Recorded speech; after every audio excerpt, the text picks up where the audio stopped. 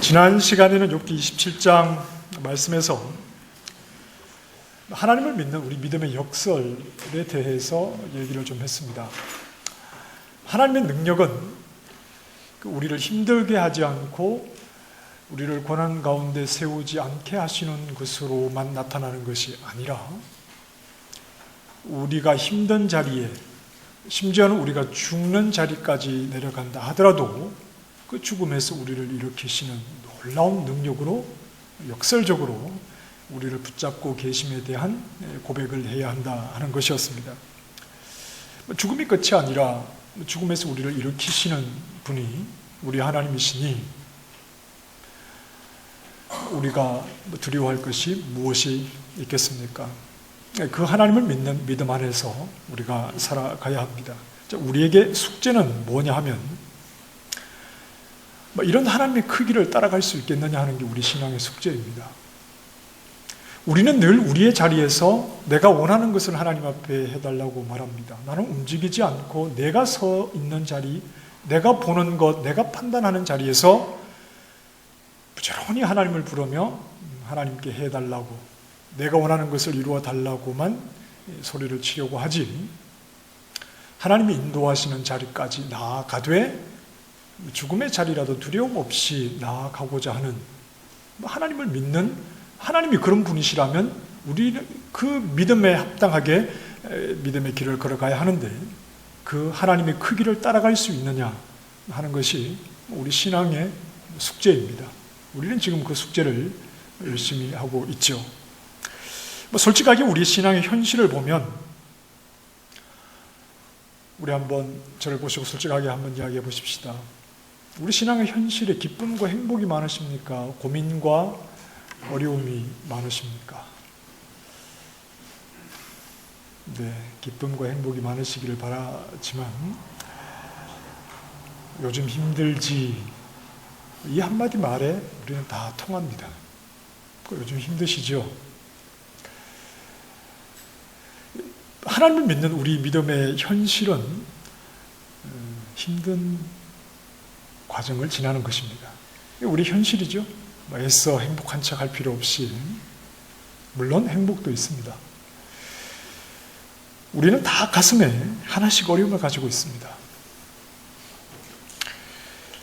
어려움이 찾아올 때 우리가 내리는 신앙 안에서의 결론은 기도 안 하니까 그렇지. 이게 우리의 결론입니다. 기도 안 하니까 그렇지. 여러분, 솔직히 우리의 신앙에 게으름이 있는 것은 사실입니다. 그렇죠? 새벽 기도는 왜 이렇게 안 나오시는 겁니까? 금요 기도에 나오셔서 기도하지 않으시고 그 기도를 집에서 그렇게 열심히 하시겠다는 겁니까? 기도해야지, 말씀 봐야지 그러다가 이미 1년, 2년이 훅 지나갔죠? 우리 신앙에 게으름이 있는 것은 사실이긴 합니다. 그런데 우리가 어려움 앞에서 우리의 특기는 스스로를 질책하는 겁니다. 기도 안 했으니까 그렇지. 열심히 하나님을 안 섬겨서 그렇지. 스스로의 한계를 정하고 내 믿음의 어떤 자신감을 자꾸 잃어버리는 것이죠. 우리는 그렇게 교육되어 왔기 때문에 그렇습니다. 하나님을 잘 믿는 사람에게는 늘 문제가 없어야 하는 것이 정답이라고 우리는 알고 있기 때문에 그렇습니다. 하나님을 잘 믿는 사람에게는 문제가 없는데 나에게 문제가 있으니까 나는 믿음 생활을 똑바로 하지 않는 것이죠. 기도 생활을 똑바로 하지 않는 것입니다. 나에게 찾아오는 어려우면 너 정신 차려! 하나님이 나에게 주시는 신호라고. 치기 전에, 때리기 전에 정신 차려라.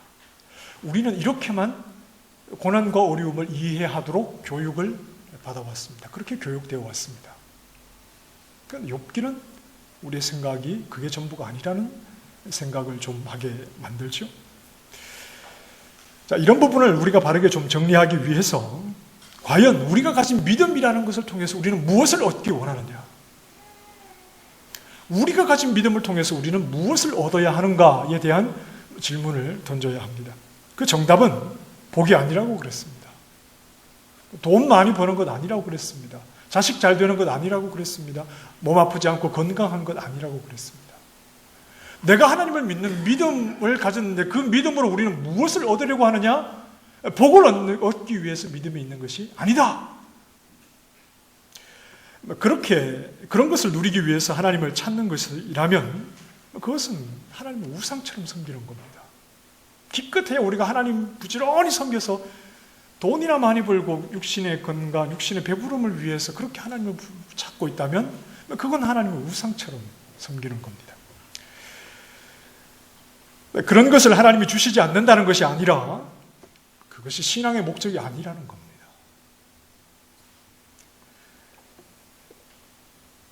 돈을 많이 벌고 몸이 아프지 않아도 그게 신앙의 정점이라고 생각하시면 안 된다고요. 그것과는 관계없이 우리는 정말 우리 신앙이 추구해야 되는 목적지가 있다, 이런 말입니다.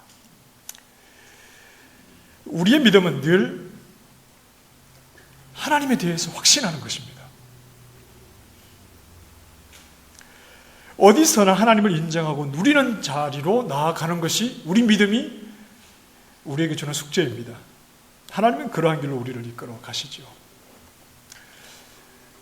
퍼스에서 차를 타고 한 400km 정도 남쪽으로 내려가면 그 월폴이라는 데가 있습니다. 여러분 가보셨죠? 휴가철에 많이 가보셨을 텐데 거기에 가면 그 높은 나무들 사이로 이렇게 사람이 다닐 수 있는 길을 하나 만들어 놨어요.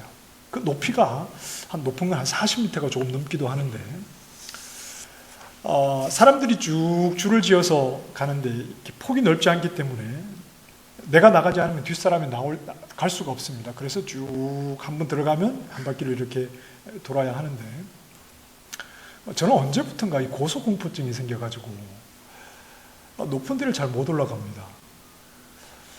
그래서 거기 트리톱 워크라고 하죠.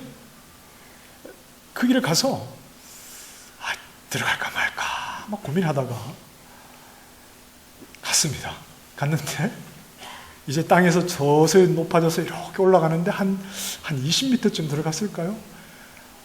막 고소공포증을 느껴보신 가지고 계신 분들은 아실 텐데 그 자리에 주저앉고 싶은 겁니다.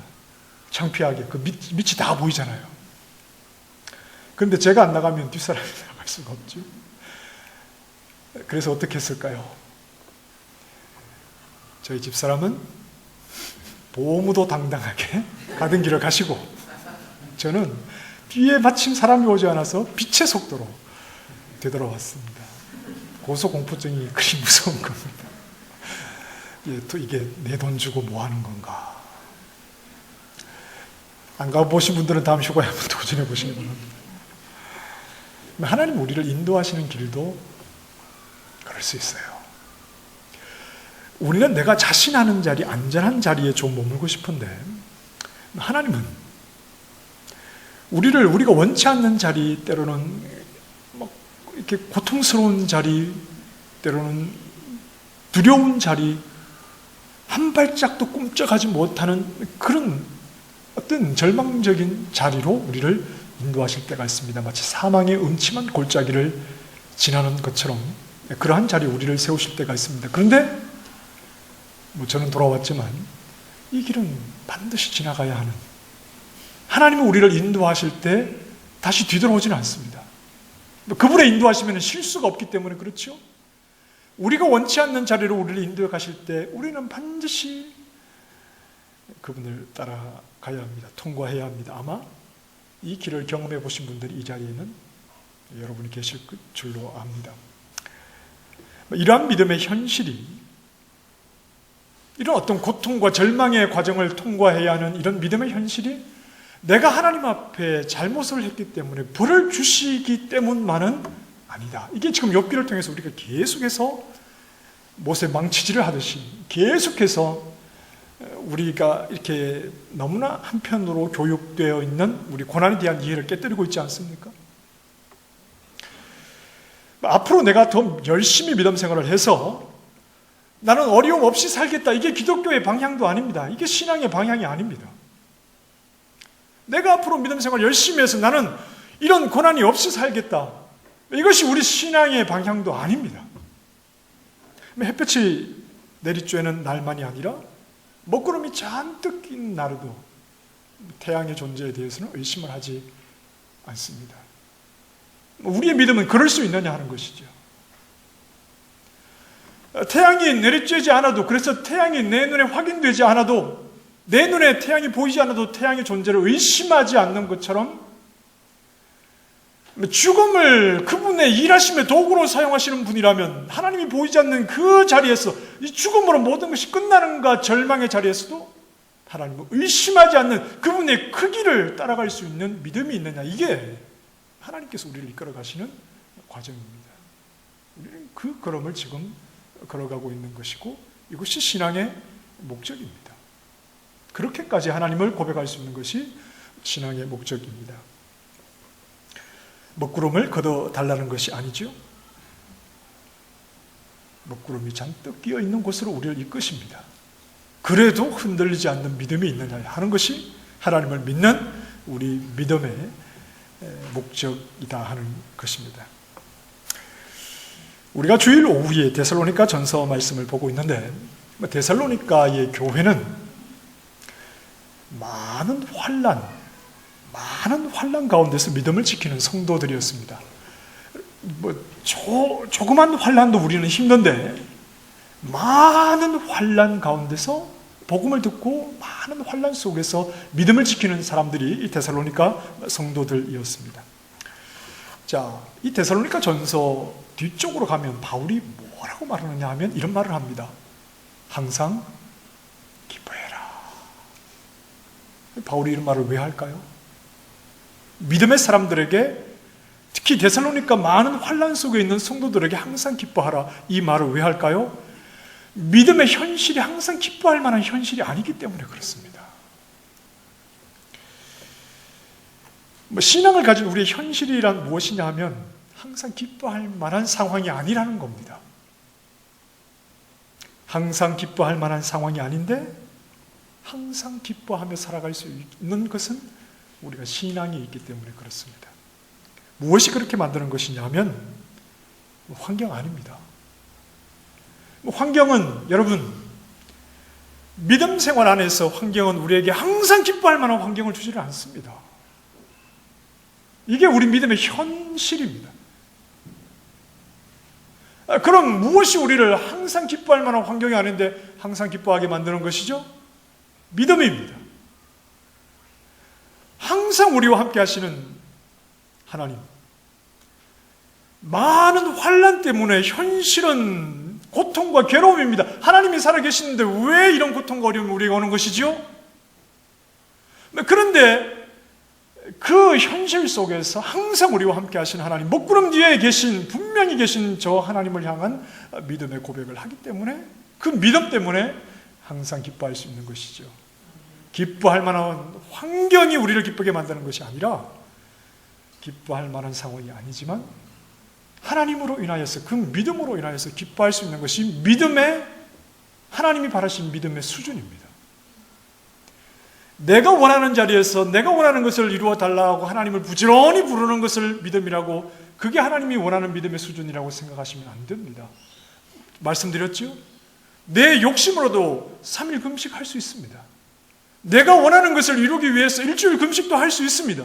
그것을 믿음이라고 말하기보다, 물론 믿음이 없으면 그렇게도 못하겠지만, 하나님이 원하시는 믿음의 수준은 먹구름이 잔뜩 끼어도 하나님에 대해서, 현실은 고난입니다. 힘들고 어려운데 희죽희죽 웃으면 되겠습니까? 눈물을 흘리죠. 아픔입니다. 그럼에도 불구하고 낙심하지 않고 하나님의 나와 함께 하심에 대해서 의심하지 않는 정도가 하나님이 원하시는 믿음의 수준입니다. 그러니 우리는 어쩌면 많이 미달될 수 있습니다. 우리는 열심히 교회 나오고 열심히 봉사하고 남들보다 좀 더 수고하고 기도하면 믿음이 좋은 것이라고 생각할지 모르겠으나 하나님 앞에서 우리의 믿음은 굉장히 수준이 좀 낮을 수 있는 것이죠.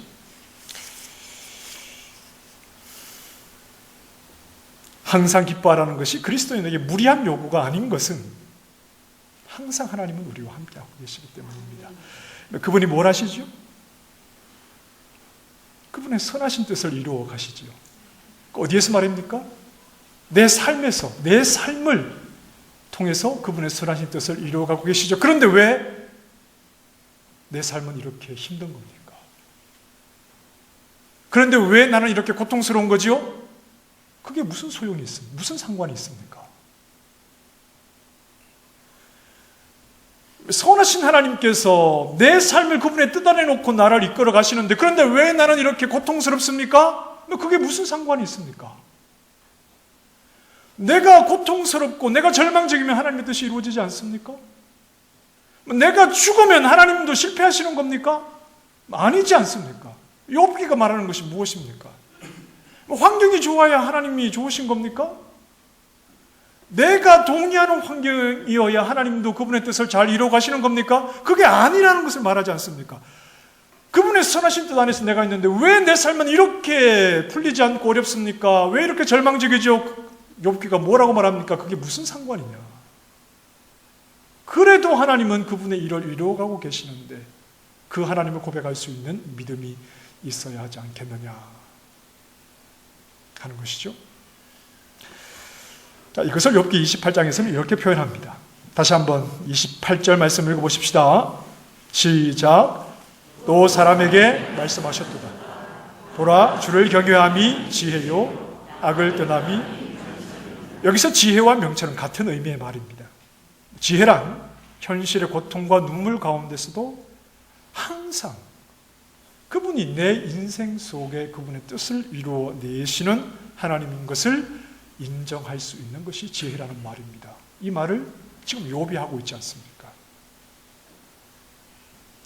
항상 그분이 그분의 뜻 안에 나를 넣고 계시다. 그분의 일을 이루고 계시다라는 사실을 인정할 수 있는 것이 지혜라는 말입니다. 자, 인류 역사상 가장 지혜가 없었던 인물이 누구인지 아십니까? 두말할 필요도 없이 에덴 동산의 아담입니다. 아담은 무엇을 했는가 하면 자기의 삶에서 하나님을 축소했습니다. 이게 아담이 한 일입니다. 뱀의 유혹에 넘어가서 현재 자신의 상황이 하나님의 최선이 아니라고 생각을 했죠. 아담의 상황은 자신이 생각하기에 만족스러운 상황이 아니었을 수도 있습니다. 왜냐하면 모든 것을 자기 마음대로 하지 못했기 때문에 그렇죠. 선악과를 따먹을 수 없었잖아요. 이게 하나님의 최선이 아니라고 생각을 해서 아담은 자기의 삶에서 하나님의 뜻 안에 있는 자기의 삶을 살아가면서 자기의 삶에서 하나님을 축소시켜버립니다. 내가 원하는 모든 것이 이루어지지 않아도 하나님의 뜻 안에 있다는 것을 인정하기를 포기하고 하나님을 축소시켜 버리죠. 그럼에도 아담은 자신을 지으신 하나님이 자신의 일생을 그 뜻 안에서 끌고 가고 계시다 하는 것을 고백했어야 했습니다. 그게 피조물의 자리입니다. 피조물은 하나님을 다 이해하는 자리가 아닙니다. 피조물은 나를 지으신 하나님께서 어떤 생각을 가지고 계시는지를 속속들이 아는 자리가 아닙니다. 피조물은 하나님을 절대 다 이해할 수가 없습니다. 이해해서도 안 됩니다. 그러나 피조물은 내가 이해되지 않는 하나님을 신뢰하는 자리입니다. 내가 생각하기에 이거 하나님이 최선이 아닌데, 내가 생각하기에 하나님이 왜 나에게 이렇게 하시지? 내가 하나님께 이유를 묻고 하나님을 판단하는 자리가 아니라 피조물의 자리는 하나님 선하신 그분의 뜻 안에 내가 있는 줄 알아 이해되지 않는 상황에서도 자꾸 유혹이 와서 네 뜻대로 모든 것이 되고 있지 않다고 그러한 생각을 줘도 그 자리에서 하나님을 신뢰하고 그분을 의지하는 것이 피조물의 자리입니다. 그것이 바로 피조물이 가지는 지혜이지요. 자신을 지으신 분이 그분의 선하신 뜻 안에 나를 이끌어 가신다 하는 것을 어떤 상황에서든지 포기하지 않고 고백할 수 있는 것이 바로 지혜입니다.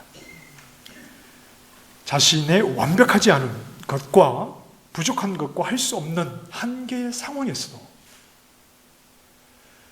하나님 안에 있다는 것을 인정하고 하나님을 인정하는 것이 바로 지혜입니다.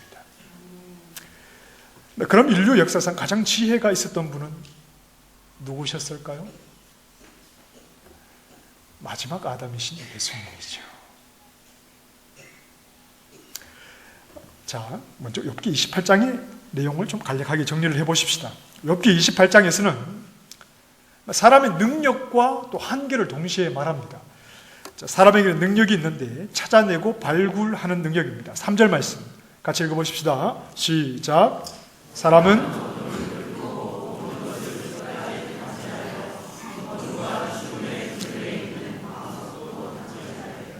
각종 귀금속을 탐지하고 땅속에서 그것을 발굴해내는 이런 능력이 있습니다. 그러나 절대 사람의 능력으로 찾아내지 못하는 것이 있습니다. 자, 12절에서 14절입니다. 시작. 그러나 지혜는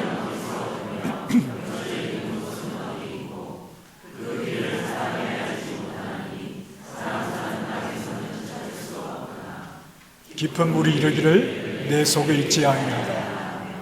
바다가 이르기를 땅속을 파서 온갖 귀금속을 찾아내는 사람이 무엇인데 바닷속인들 못 찾아내겠습니까? 그런데 깊은 물과 바다가 말합니다. 지혜는 나와 함께 있지 않다. 지혜는 사람이 찾아낼 수 없다는 것이죠. 자, 22절입니다. 시작.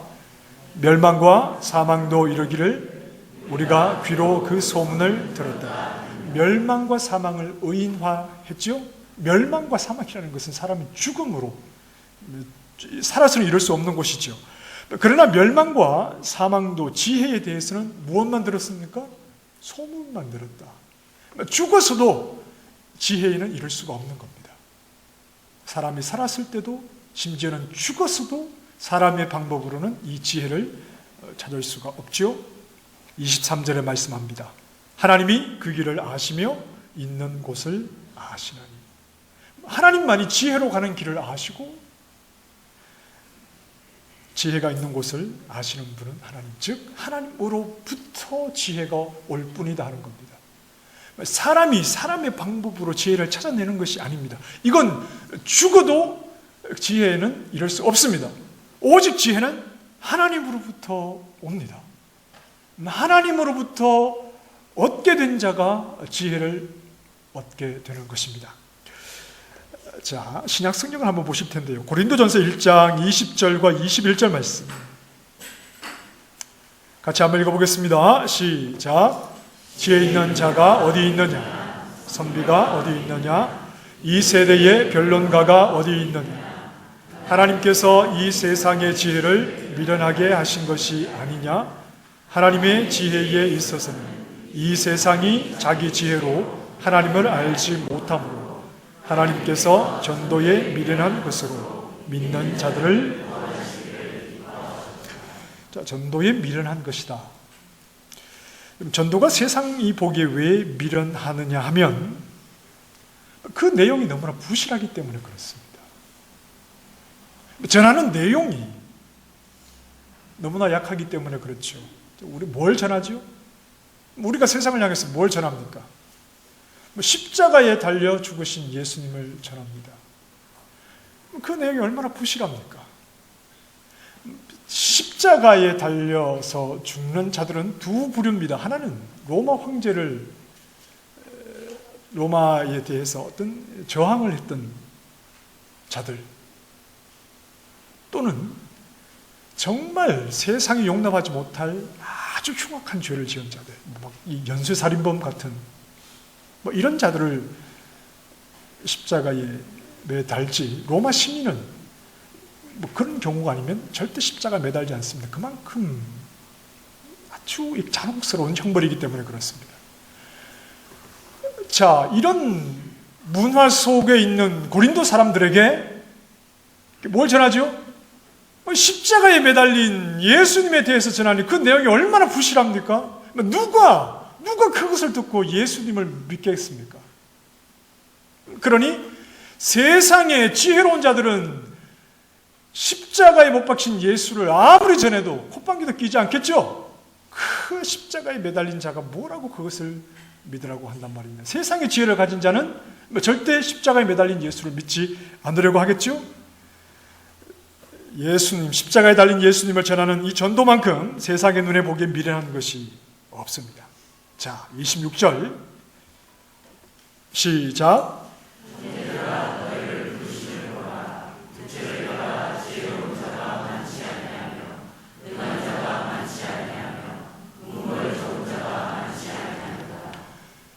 그런데 이들이 어떻게 나왔죠? 세상에 지혜를 가졌다 하는 자는 십자가의 복음에 대한 전도를 듣고 절대 그 앞에 나오지 못합니다. 그러나 하나님께서 이끄실 때 세상의 눈에 세상의 지혜로 보기에는 십자가 예수는 아무것도 아닙니다. 아무 가치가 없는 것입니다. 그러나 하나님께서 이끄는 자는 하나님 앞으로 나오게 되는 것이죠. 27절 말씀도 보십시다. 시작.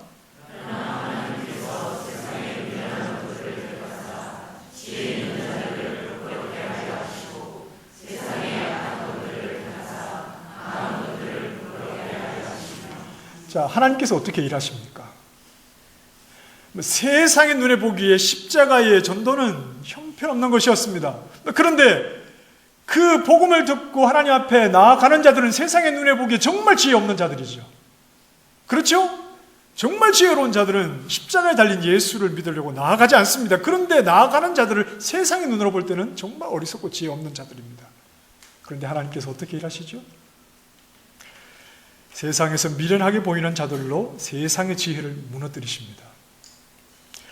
세상의 눈에 약해 보여도 세상에서 강하다고 하는 자들을 부끄럽게 만드는 일을 하시는 것이죠. 세상에 보기에 미련하고 약해 보이나 그 안에서 역사하시는 분이 바로 하나님이시기 때문에 그렇습니다. 그 약한 것을 가지고 세상의 지혜롭고 강하다고 하는 것을 무너뜨리시는 이 일을 하시는 분이 하나님이십니다. 예수 믿는데 현실이 어렵고 힘든 게 뭐가 문제입니까? 세상의 눈에 보기에 약해 보이고 예수를 믿어도 세상의 눈에 보기에 뭔가 내세울 것이 없는 것이 뭐가 문제입니까? 결국은 하나님께서 이 연약한 것들을 통해서 그분의 일을 이루어내십니다. 십자가의 죽음을 통해서 하나님은 부활로 그분의 역사를 나타내셨던 것처럼 예수 믿어 이 땅에서 내가 잘 되고 예수 믿어 세상의 지혜로운 자들이 나도 예수를 믿어야 되겠구나 이렇게 전도가 되는 것이 아니라 세상의 눈에 보기에 아무 가치 없어 보이는 것을 통해서라도 하나님께서 부르시는 자들이 그분의 능력으로 그분의 일을 이루어내시는 그 가운데 오늘 우리의 삶이 있는 것입니다. 그러니 오늘 우리에게 필요한 것은 어떻게 하면 세상에 보기에 그들이 부러워할 만한 자리에 이를까 이것이 아니라 진정한 믿음을 가지고 내가 연약한 자리, 내가 낮아지는 자리, 세상에 보기에 초라한 자리에 선다 하더라도 구름 뒤에 계신 하나님에 대한 확신을 가지고 그 하나님을 기뻐하는 믿음을 가지고 살아가는 것이 오늘 이 시대에 우리에게 필요한 것이죠. 자, 30절 말씀에 같이 읽습니다. 시작. 너희는 하나님으로부터 나서 그리스도 예수 안에 있고 예수는 하나님으로부터 나와서 우리에게 지혜와 의로움과 거룩함과 구원함이. 자, 여기에 복음의 진수가 있죠. 여기에 복음의 진수가 있습니다. 예수는 우리에게 지혜와 의로움과 거룩함과 구원함이 되셨습니다. 우리는 의롭습니다. 그렇죠? 우리는 거룩합니다. 우리는 구원을 얻었습니다. 이것이 다 누구에게서 옵니까? 예수님에게서 오는 것이죠. 우리는 이 모든 것을 예수님에게서 값없이 얻어서 그분의 거룩이 우리의 거룩이 되었고 그분의 의로움이 우리의 의로움이 된 자들입니다. 그러나 여기에 또 무엇이 있습니까? 지혜가 있습니다. 예수님이 우리의 지혜가 되십니다. 우리의 지혜 역시 예수님으로부터 나오죠. 예수는 세상의 눈에 십자가에 달려 죽은 죄인입니다. 그리고 그렇게 죽었습니다. 얼마나 약하기 짝이 없고 불쌍하기 짝이 없습니까? 그런데 세상의 눈에 약하기, 불쌍하기, 초라하기 짝이 없는 그분의 죽음은 누구 안에 있었습니까? 하나님 안에 있었습니다. 그래서 하나님께서 그분을 부활의 첫 열매가 되게 하시고 세상의 모든 권세에 있다고 하는 자들을 다 두렵게 만드셨습니다. 하나님이 그 일을 이루셨습니다. 인류 역사상 가장 지혜로우신 분은 우리 예수님이십니다. 마지막 아담이신 예수님이십니다. 그분은 자신의 일생이 하나님의 능하신 손 안에 있다는 것을 변함없이 고백하고 사셨습니다. 그래서 늘 아버지께 순종하셨습니다. 죽음에까지도 순종하셨습니다. 모든 삶이 아버지의 능하신 손 안에 있다는 것을 아셨기 때문에 그렇습니다. 죽음도 아버지의 일하심 안에 있음을 조금도 의심하지 않았기 때문입니다. 그 초라한 죽음이 아버지의 능하신 손 안에 있었기에 부활의 능력으로 나타났고, 그리고 또한 허물과 죄로 죽은 우리도 구원하는 놀라운 능력으로 나타났습니다. 왜냐하면 하나님이 일하고 계셨기 때문입니다. 예수님은 연약함 속에서도 하나님의 일하심을 의심하지 않고 하나님을 경외하고 하나님을 고백하는 삶을 사셨습니다. 그것이 바로 예수님이 우리에게 보이신 진정한 지혜의 모습입니다. 이 예수님이 보이신 지혜가 오늘 우리의 지혜가 되었지요. 그래서 예수님이 그러하셨던 것처럼 그분 안에 있는 우리 또한 우리의 모든 삶이, 우리의 일생이 하나님의 능력과 일하심 안에 있음을 항상 고백하며 살아가는 자들이 되었습니다. 예수님께서 보이신 하나님에 대한 경외와 하나님에 대한 고백이 오늘 우리의 고백이 되어서 우리도 모든 환경에서 특히 연약할수록 더욱 하나님 능하신 손 안에 있음을 고백하며 하나님을 따르는 믿음의 사람들이 되었습니다. 현실이 힘들어도, 답이 보이지 않아 답답해도, 세상의 모든 소망이 끊어진 것 같아도, 그리고 내가 이렇게 죽어도 하나님이 그 뜻하신 일을 이루어내실 것이기 때문에 그렇습니다. 그 하나님을 의심하지 않으신 예수님의 모습을 닮아 나도 하나님을 경외하는 자가 되었기 때문에 그렇습니다. 욥기를 통해서 우리는 고난을 해석하는 능력이 있어야 합니다. 아픔을 해석하는 능력이 있어야 합니다. 그건 벌이라고만 생각하셔서는 안 되지요. 하나님이 나를 싫어하셔서 나에게 아픔을 주신다고만 생각해서는 안 되지요. 우리가 믿음의 사람이라면 우리가 서 있는 그 자리에서 예수님이 그러하셨던 것처럼 하나님을 경외하기를 중단하지 않는 수준에까지 나아가야 하는 줄 알고, 우리에게 묻지 않고 또 찾아오는 그러한 고난의 자리에서 참 믿음의 사람으로 하나님을 바라보는 믿음의 신실한 종들이 되어야 합니다. 고난의 먹구름이 가득할 때에도 하나님의 뜻 안에 있음을 항상 고백하는 믿음의 사람, 지혜의 사람이 되셔서 역설적으로 고난 속에서 하나님의 선하심과 하나님의 살아계심을 담대하게 선포하는 믿음의 종들, 하나님의 인도하심을 잘 따라가는 믿음의 신실한 종들이 되시기를 주님의 이름으로 축원합니다. 하나님,